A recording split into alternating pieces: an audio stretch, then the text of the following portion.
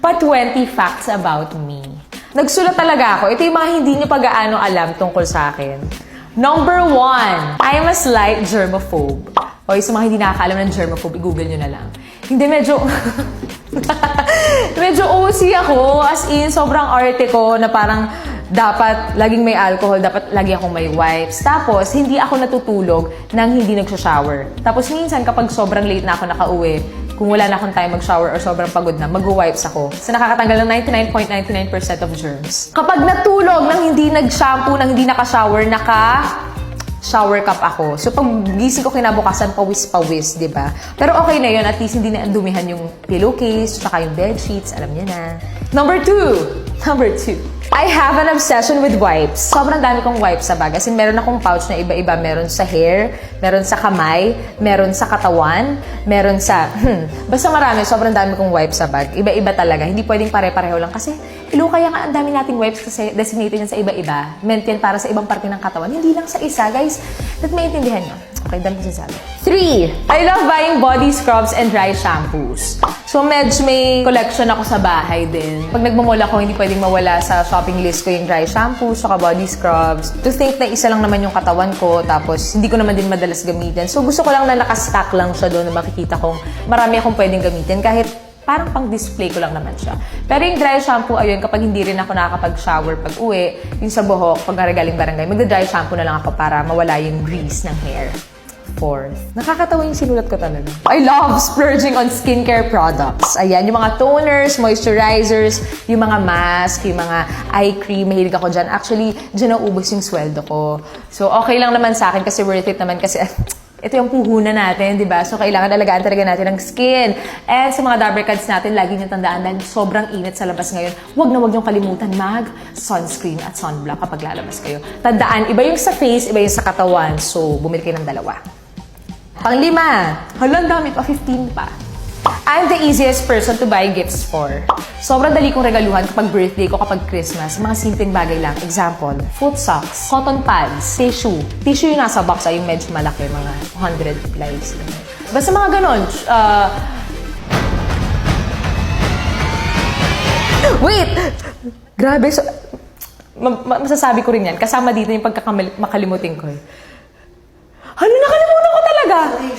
Tissue! Cotton pads, cotton buds, yung mga nabibili sa Japanese store, yung mga maraming nakapack, tapos foot socks, yun talaga.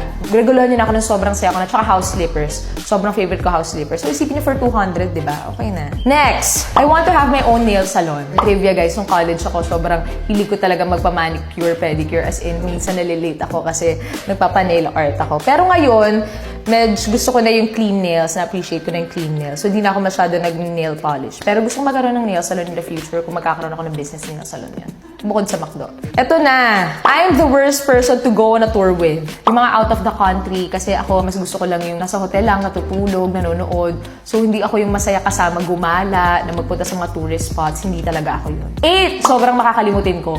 As in, kitang-kita nyo naman kanina. Saan ako? Kung meron kayong alam kung paano ko gagamutin to, comment below. 9! I do not eat sushi, sashimi, or any raw seafood. Hindi ko talaga kaya. Naduduwal ako. Hindi talaga ako fan ng seafood. 10! Hindi ako nakakakain ng hindi mainit yung pagkain. Kahit ice cream, iniinit ko. Kailangan kumukulo. Hindi ko kaya ng hindi mainit kasi naduduwal din ako. Parang ayaw siyang tanggapin. Siguro sobrang nasanay na ako na mainit lagi yung kinakain ko. Tapos gusto ko yung nagliliyab ha. Hindi mapapaso talaga yung dila ko to the point na wala na akong malalasahan. Yun yung gusto ko. Basta kaya lagi ako merong microwave na dala. Ito, subol sa kutsara. Wait, anong number na tayo, guys? Alam kong cute ako noon at mas commute ako ngayon, pero hindi ako sanay mag-commute. Mag-isa. Kasi nung college, pinag-driver naman ako ng nanay-tatay ko kasi alam nilang hindi ako sanay sa labas. So, ayun, one time, nag-commute ako nung nakipag-date ako nung college. Tapos, hinatid niya ako sa sakayan ng bus. Hindi ko alam kung paano ako uuwi. Akala ko hinatid ako sa bahay, pero hindi. Hinatid ako sa sakayan ng bus sa Cubao. Na habang nasa bus ako, umiiyak ako kasi walang nagpapaupo sa akin. Umiyak ako, tapos tinawagan ko yung kapatid ko, si Kulin. Sabi ko, Kulin, ganito ba talaga pag nagbubus? Wala talaga mapapaupo sa babae. So, ayun. Pero umiiyak talaga ako. Tapos doon pa ako sa tabi ng driver. nakahawak ako dun sa pole, sa tabi ng driver, tapos umiiyak talaga ako. Kasi, Hulin, ganito ba talaga? Ganun. Feeling ko nun independent na ako, kaya ko magbalila, iiyak din pala ako pa uwi. 12. Kuripot ako, pero sa sarili ko lang. Galante ako sa iba kapag lalo na sa mga friends ko at sa family. Kapag mahilig ako kapag nag-shopping tapos kunwari may nakita ko na alam ko magugustuhan nila, bibiling ko for them. Akala mo naman kung ano yun. Mga medyas lang din naman, yung mga may design. Hindi, yun. Basta mahilig ako kapag meron akong nakikita that reminds me of someone, a close friend or someone special. Binibili ko. 13. Ayoko ng green tea. Kasi di ba ngayon, parang sobrang ini-in yung mga green tea flavored na kung ano-ano man. Ako hindi talaga. Ice cream, dessert, drink, hindi ko kaya. 14. I don't like taking medicine. Kung kaya kong tiisin yung sakit ng ulo ko, kung ano mang sumasakit sa katawan ko, titiisin ko siya. Pag hindi ko na kaya, doon lang ako magtitake ng medicine. Pero ayoko talaga for the reason na ayoko masana yung katawan ko. Pero, guys, nalaman ko na mali pala yun. Lalo na kapag masakit yung ulo, ang sabi sa akin no nurse na nakakilala ko, dapat daw, inuman mo na agad ng gamot kasi daw nabubugbog daw yung utak mo. Ayan, kita nyo. Hindi ako umiinom ng gamot. Bugbog na yung utak ko. Wala na akong maalala. Makakalimutin ako. Yung pala yung rason kung bakit. So, kapag masakit ang ulo niya, inuman niya na agad ng gamot. Huwag niya nang tiisin kasi masama talaga siya. 15. Pag nagsha-shopping ako, hindi ako nag-fit ng damit. Bakit? Tamad. Tamad. Hindi, wala lang. Parang feeling ko naman kasya na. Tinatansya ko na kung kasya siya. Kasya siya sa akin. Alam niyo yung ginagawa ng mga matatanda na iniikot dito yung pants sa leeg. Hindi tayo sure kung tama yon. Pero ito sigurado ko. Ito, lagay niyo sa pants, ipasok niyo sa pants. Tapos kapag nag-fit hanggang buong ito, ibig sabihin kasya siya sa inyo. Kasya siya sa inyo. So, hindi na ako nag-fit. Tapos, madalas, hindi kasya sa akin. Hindi kasya sa akin. So, ayun. Wala, nasa bahay lang. 16. Mahilig ako magpamasahe. Pero hindi ako sanay mamasahe. Mahilig ako magpamasahe, tapos gusto ko yung hard. 17. Naku, ito baka maraming magulat. Kasi shinare ko sa mga Dabbercats kahapon, nagulat sila. Hindi ako Disney kid. As in, out of all Disney films, ang napanood ko lang, Cinderella tsaka Up. Hindi ako i-judge.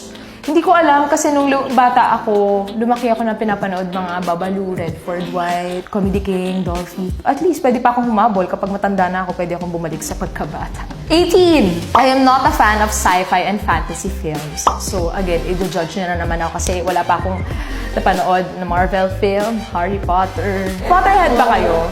Hindi rin. So ayun, yung mga Marvel, yung mga Avengers, wala akong napanood dyan ni isa. At wala rin akong interest kasi dito sa 19th, mga crime documentaries. Mahilig akong manood ng mga crime docus, yung mga notorious serial killer, mga notorious killer sa States, kasi gusto kong maging ganon. Hindi, joke lang. Hindi, kasi sobrang interesting lang sa akin. So, nagbe-binge watch ako doon, yun yung pinapanood ko sa YouTube, sa Netflix.